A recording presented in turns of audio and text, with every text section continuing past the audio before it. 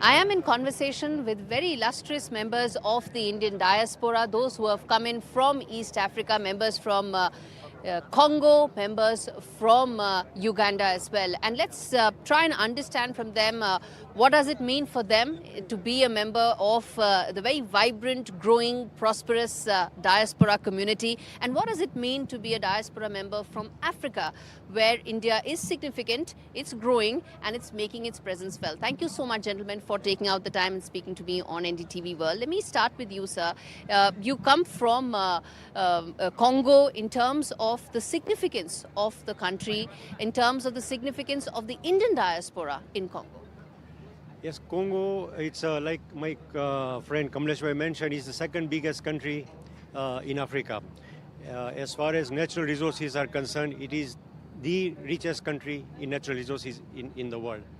Until now, the significance of our Indian government was not very active, but we have seen now for the past some time, it is engaging more and more both ways, promoting in all walks of life, business, especially like our honorable minister just mentioned, in terms of trade, which is also very important. So it's opening up barriers. A lot of investments are now gradually coming into Congo. And how important is the Indian community there? In terms of size, it's not that big as I would say with the East Africa, whereas Kenya, Uganda and Tanzania. Again, language is also a barrier because of being a francophone country, but all that is opening up now. So yes, it is important, and a lot of medical tourism is now happening from DRC into India, and education as well. These are the two areas that we've seen a lot of growth. The local community, the Congolese people are coming more and more now to India for education and for medical tourism. So you've been given the award this year, the Pravasi Bharatiya Divas award, recognition of your efforts in terms of really building up Indian diaspora's presence and also contributing to Congo. What according to you were the top three of your priorities in Pravasi Bharati going forward, and what you feel could be the areas where diaspora can contribute? Yeah, you see, the diaspora definitely contributing very big role in Uganda. So if you say in terms of financially, 65% of the government taxes are coming from Indian businesses in Uganda. So we had a bad 1971 to 76, Idi Amin, so we can't forget him. After that, now the good thing is that the president of Uganda, current president, he has called back all the Asians who are there and giving back all their businesses, factories and houses, everything is given back. So that was a really good move. So that's why now they are seeing that the Indian diaspora coming back into Uganda, bringing the development into the country. Otherwise, it went into docks. So that is the status now. We are vibrant businesses. And India, we are importing a lot of pharmaceuticals. As a pharmaceutical, I am saying, I am importing from 35 companies of Indian manufacturing companies. I am importing into all the 5 countries of the region, East Africa. And we are bringing a lot of collaboration with the Indian government and doing a lot of good things and for the development. And also we are thinking the people of Uganda, how they can benefit by staying us and giving their, our community association, 34 community associations are there in each state.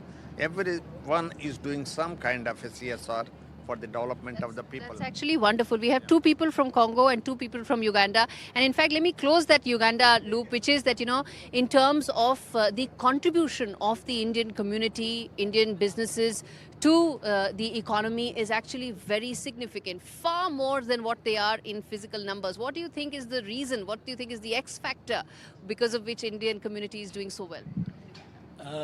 Yes, first that we have the atmosphere given by the current government of Uganda and the President General Yoweri Kaguta Museveni. We are free to do the business. At the same time, we are free to celebrate our festivals. We have a freedom of worship. We have a very good weather, tropical weather in Uganda. And the business community, if you look at the statistics, our Indian community population in Uganda is less than 1%.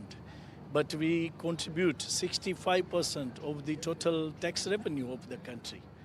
So How did it get here? Which are the sectors where it started? Which are the businesses where Indians dominate?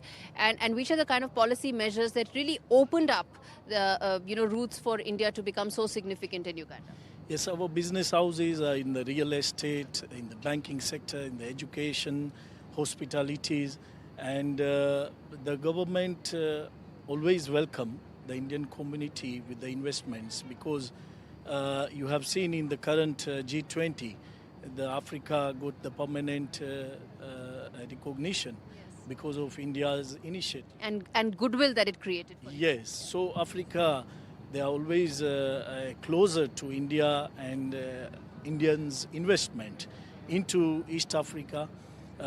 If we go back 1890s, our people who went there as a colonial time to build the railway, and now they are multinational corporations like Madhwani family, Mehta family.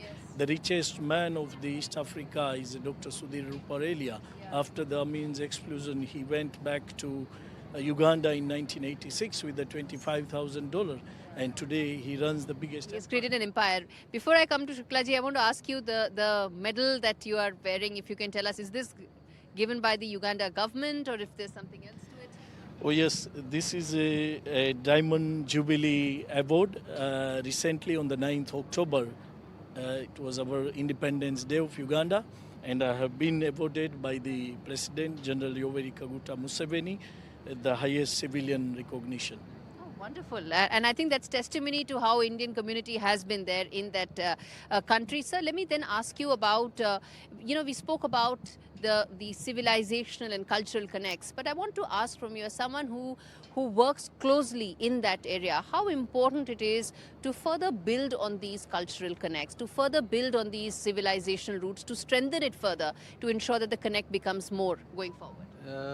You see, in a Congo, basically the people who is coming from outside and they lack the country because of their culture and food and So we as a diaspora, we try to connect between the India and the Congo because we know the mentality of the both people. So on a cultural side, we just all our festival we try to do with the youngsters and the children and everything. Like I am saying, in last 10 years, so many Indians has come. Is a creation of the job for both local people and for the Indian people also. That's important. And as a diaspora, we are trying also to get the investment from India to Congo and whatever the Congo can do for India. Like You're being that bridge. yeah, so like to send the student, the Congolese student who want to study in India, so we arrange that. Or the people who want to invest the money in Congo, so we are... You are that connect. Okay, this is a question I want to ask all four of you, sir, and we can be brief in that, which is that your one wish that when you come next time, 2 years later for the 19th Pravasi Bharatiya Divas, one wish that you would want the government listens to, that one demand, I wouldn't say demand, also something that you would like the government to address so that what you are building on gets a fresh impetus, gets more stronger in outcomes. This year we were invited, two of us, myself and Kamlesh Bhai, through the Indian Embassy in Kinshasa. But that's possibly one area we would like to see a bigger delegation represented here at the next PBD in the next 2 years. Because as I said, there is a lot of opportunity, undeveloped opportunity in DRC, which needs to be taken care of. And that's why we need a bigger representation. So that's one area we would like to see a much larger number. That's a very important point, sir. What about you, sir? I think the same thing because as the Pravasi Bharatiya Divas becoming more and more recognition for the people of Uganda because of giving the awards for those one, they want to connect it more well with this diaspora, and today we are around 5 people come from Uganda. So more and more people, what Koteche is saying, that more people has to come and participate. Deepen the engagement. Yeah. I can say the Congo is a virgin country. There is a lot of to do over there.